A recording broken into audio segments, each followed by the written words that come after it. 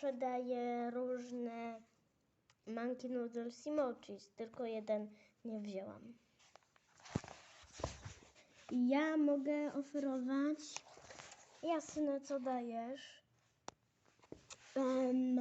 Może bransoletkę Popit, trochę denerwująca, ale trudno. Na różne rozmiary.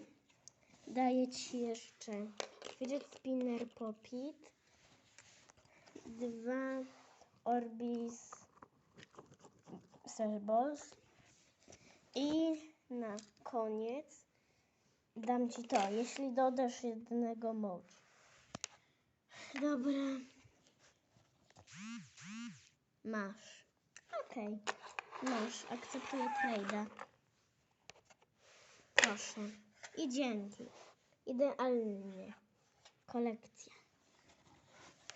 Okej, dzięki. Zobaczmy, jakie to jest. Niezłe. Jeśli mówiła, to jest denerwujące, więc chyba jest.